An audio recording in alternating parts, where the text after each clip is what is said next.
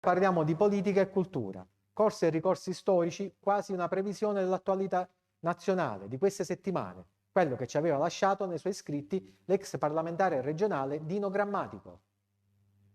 Vista la situazione sanitaria in corso, tantissime realtà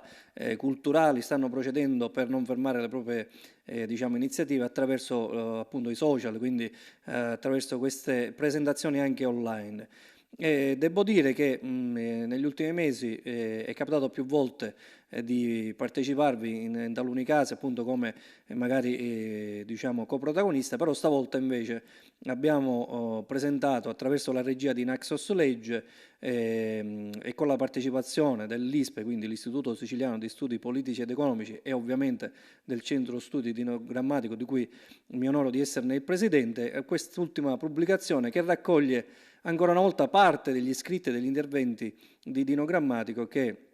nel corso della sua vita ci ha lasciato in eredità. È un titolo molto importante che appunto A futura memoria ci lascia delle riflessioni sulla politica, sulla sua attività parlamentare, sulla crisi delle grandi coalizioni partitiche, ed è di questi giorni appunto vedere come di fatto si è in qualche maniera rotto gli equilibri tradizionali per poi ricostituirli attraverso la nascita di questo imminente nuovo governo. Riflessioni che noi ad oggi possiamo attingere a piene mani per rileggere un po' la chiave di lettura dell'attualità. Una pubblicazione del genere ovviamente è rivolta a un ampio pubblico, un'ampia platea,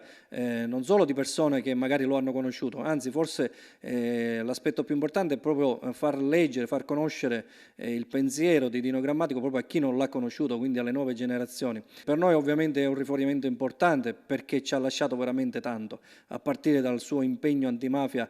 fatto appunto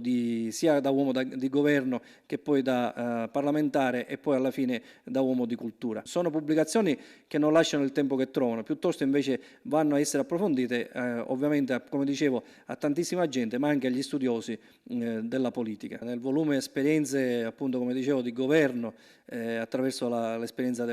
di Milazzo, dell'operazione Milazzo, e quindi una chiave di lettura veramente ante litteram sugli interessi superiori, in quel caso specifico dei siciliani, che andavano al di là delle appartenenze partitiche. E oggi vediamo di questi giorni che un po' tutti i partiti in qualche maniera hanno sposato l'indicazione, la richiesta del Presidente della Repubblica di mettersi assieme per sostenere questo nuovo governo. La storia sono corsi e ricorsi che si verificano. Conoscere il passato